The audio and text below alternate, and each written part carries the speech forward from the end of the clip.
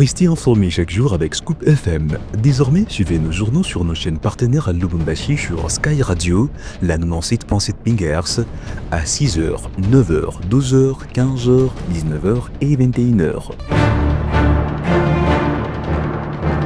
Suivez-nous également sur la radio communautaire Moïseni chaque jour à 9h05, 10h03 et 21h juste. Le journal du Scoop FM passe aussi sur Kipushi 24 Radio à 8h30, 12h30, 16h juste, 18h30 et 21h30. Retrouvez-nous également sur Vox Congo. Téléchargez dès maintenant l'application Vox Congo pour rester informé en temps réel.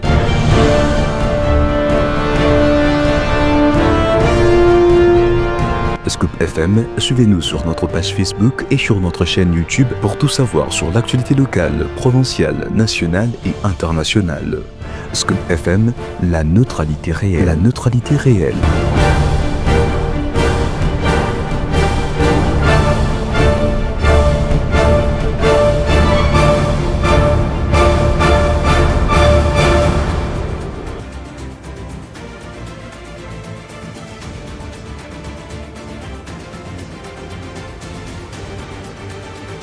C'est parti pour une nouvelle session d'actualité. Mesdames, Messieurs, bienvenue à tous. Si vous nous rejoignez sur Scoop FM ainsi que sur nos chaînes partenaires.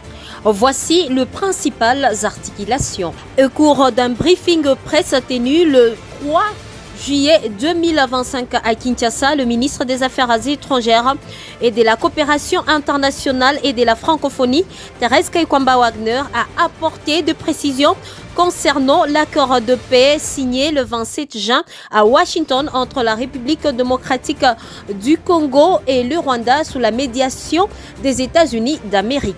En sport, la FIFA a nommé jeudi 3 juillet la nouvelle présidente du comité de normalisation de la Fédération congolaise de football, association FECOFA en sigle, Belinda Lutandangila, en remplacement de Dieudonné Sombi en poste depuis 2023. C'est tout pour le titre. Encore une fois, bienvenue à tous.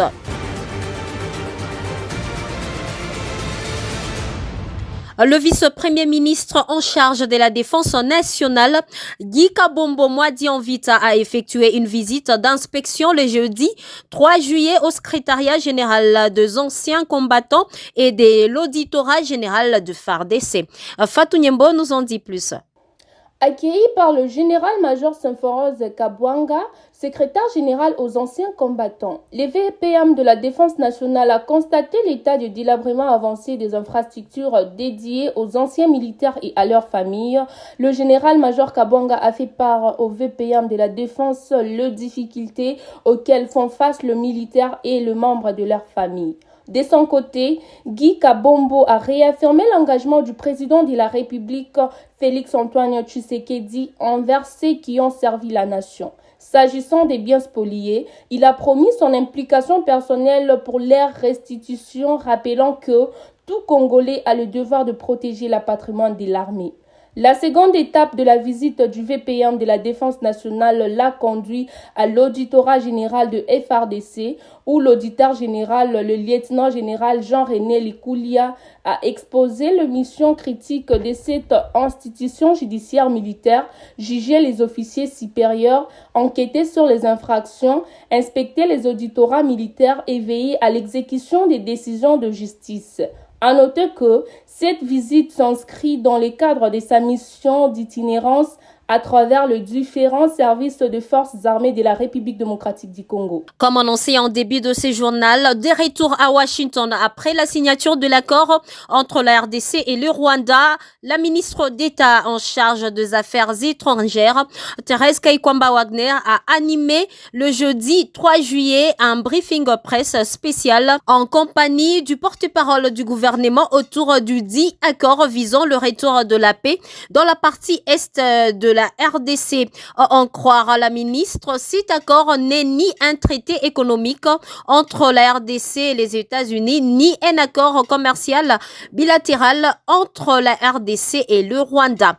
Thérèse Kaikwamba-Wagner, ministre des Affaires étrangères, dans cet extrait choisi par Christian Tchompa. Cet accord n'est ni un traité économique entre la République démocratique du Congo et les États-Unis, ni un accord commercial bilatéral entre la RDC et le Rwanda. Il s'agit tout d'abord d'un accord politique et sécuritaire centré sur des engagements concrets.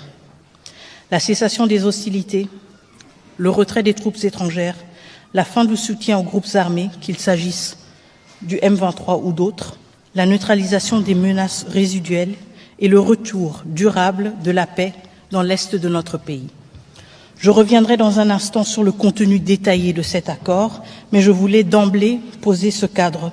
Toujours lors d'un briefing presse tenu jeudi 3 juillet à la RTNC, la ministre d'État, ministre des Affaires étrangères, de la coopération et de la francophonie, Thérèse Kayikwamba-Wagner, d'après elle, ils vont mettre fin à ces prétextes vieux de 30 ans, voulais-je dire, de F de l'air. Thérèse Kayikwamba-Wagner sur votre radio. Mais cela comprend, quand on parle de groupes armés, évidemment les groupes actifs dans les zones anciennement ou actuellement sous contrôle du M23, les groupes dits d'autodéfense et tout mouvement prétendant représenter une revendication communautaire par la voie des armes. Quand on parle du désarmement, on parle aussi d'un désarmement suivi d'une sélection stricte en cas d'une réintégration conditionnelle. Et donc ici, il y a aussi une rupture très importante avec des pratiques qu'on a vues par le passé, à savoir des pratiques d'intégration généralisée, d'effectifs de groupes armés. De brassage ici, et des mixages. Justement. Et nous ne sommes pas dans cette logique. Nous sommes justement dans une logique où les ex-combattants de groupes armés qui auraient peut-être l'intention ou le souhait d'être intégrés dans les forces armées ou les forces de sécurité doivent répondre à des critères stricts.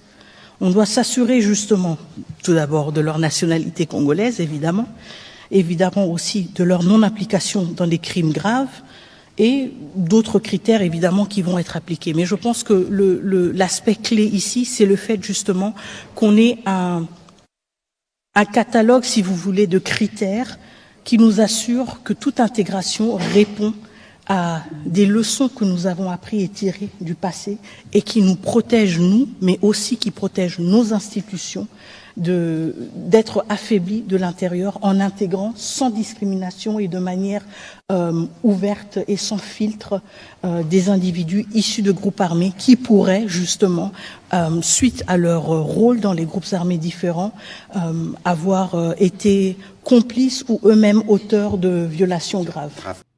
Vous étiez en train de suivre le propos de la ministre des Affaires étrangères de la République démocratique du Congo. En sport, la Fédération congolaise de football association FECOFA sera désormais dirigée par une femme. Belinda Lutandila a été nommée jeudi 3 juillet par la Fédération internationale de football association FIFA au poste de présidente du comité des normalisations en remplacement de Dieudonné Sambi en poste depuis 2023. Dans ces comités, elle sera secondée par Honoré Luango et Lisette Mavungu. Ces nouveaux membres du comité des normalisations auront toujours comme mission d'organiser les élections à la FECOFA. À noter que le bureau du conseil de la FIFA a, à la suite de cette nomination, décidé de proroger le mandat du comité de normalisation de la FECOFA jusqu'au 31 décembre 2025. En international, l'ONG Amnesty International a demandé jeudi 3 juillet l'ouverture d'enquêtes indépendantes et transparentes au Togo à la suite de manifestations contre le pouvoir au cours desquelles plusieurs personnes ont été tuées, évoquant également de cas de torture, d'enlèvement et des arrestations par de forces de l'ordre. Reportage d'Africa News. Amnesty International dénonce la répression violente des manifestations au Togo. Durant les événements du 26, 27 et 28 juin dernier, l'ONG dit avoir recueilli des témoignages de dizaines de victimes et témoins qui font cas d'homicides illégaux, d'arrestations, de détentions arbitraires, de tortures et de plusieurs enlèvements. Au moins 7 personnes ont été tuées, des dizaines d'autres blessées et plus de 60 interpellées. Des cas pour lesquels Amnesty appelle à l'ouverture d'une enquête indépendante et transparente de toute urgence. De plus, l'ONG estime que les autorités togolaises doivent mettre fin au recours inutile et excessif de la force contre les manifestants. Pour rappel, il s'agissait d'un deuxième appel à manifester lancé sur les réseaux sociaux pour réclamer la démission de Faure Gnassingbé, président du Conseil des ministres depuis l'entrée en vigueur du régime parlementaire. Place à présent à la dernière partie de ce journal consacré à la revue de presse avec Gloire Diboué.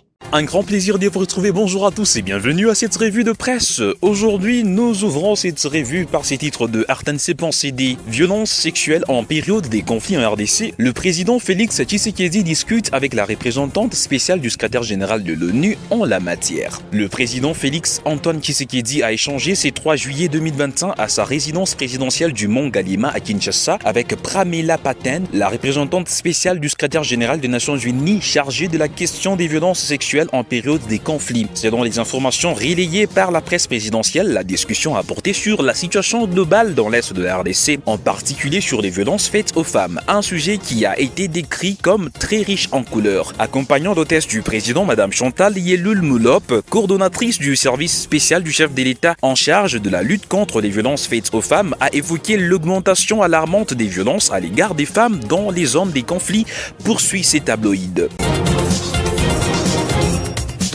Sur une autre page, Radio Capu.net titre Rébellion de l'FC M23, l'ONU révèle la présence d'au moins 6000 soldats rwandais en RDC. Un rapport du groupe d'experts de l'ONU publié le mercredi 10 juillet révèle la présence d'au moins 6000 soldats rwandais engagés aux côtés de l'FC M23 dans des opérations militaires menées dans l'est de la République démocratique du Congo. Ces documents précisent que ces soldats rwandais renforcent la rébellion dans les provinces du Nord et Sud Kivu. Il indique également que les forces spéciales ont été déployées entre janvier et mai 2025 dans ces deux provinces pour appuyer l'AFC et l'M23, notamment lors des offensives sur Goma et Bukavu. Après la prise des Goma, une partie des troupes est rentrée au Rwanda, tandis que l'autre a été redéployée à Bukavu pour y mener des opérations discrètes selon ces rapports onusiens. Parmi les responsables cités figurent James Kabarire, ministre rwandais de la coopération régionale et ancien chef d'état-major de l'armée, le général Vincent Nyakarundi, chef d'état-major des forces de défense rwandaises, ainsi que le général Patrick Karuretua, président de la haute cour militaire du Rwanda, poursuit ses médias en ligne. Terminons justement par RTNC Pensée D qui titre cette fois-ci RDC, la FIFA nomme Belinda Luntandila à la tête du CONOR Feikofa en remplacement des Dieudonné Sambi. La Fédération internationale de football association a mis en place une nouvelle composition du comité des normalisations de la Fédération congolaise de football association et prorogé les mandats de la structure. La décision a été prise par le bureau du conseil de la FIFA le 2 et rendue publique le 3 juillet 2025. Belinda Luntandila Nzunzi est nommée présidente en remplacement des Dieudonné Sambi. Les autres membres sont notamment Honoré Luango, vice-président, et Madame Lisette Mavungu Tamba, qui est membre. Selon la FIFA, le mandat du CONOR est prorogé jusqu'au 31 décembre 2025 au plus tard. Mesdames et messieurs, ainsi prend fin cette revue de presse sur votre radio. Merci à tous de nous avoir suivis. Retrouvons-nous demain pour d'autres nouvelles. Au revoir.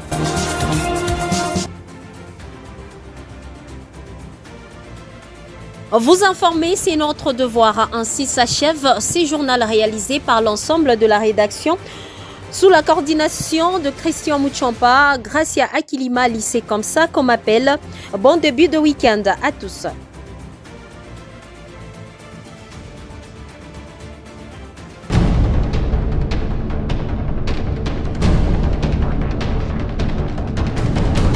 Restez informés chaque jour avec Scoop FM. Désormais, suivez nos journaux sur nos chaînes partenaires à Lubumbashi sur Sky Radio, la 97.7 MHz, à 6h, 9h, 12h, 15h, 19h et 21h. Suivez-nous également sur la radio communautaire Moïseni chaque jour à 9h05, 10h03 et 21h juste. Le journal du Scoop FM passe aussi sur Kipushi 24 Radio à 8h30, 12h30, 16h juste, 18h30 et 21h30. Retrouvez-nous également sur Vox Congo. Téléchargez dès maintenant l'application Vox Congo pour rester informé en temps réel.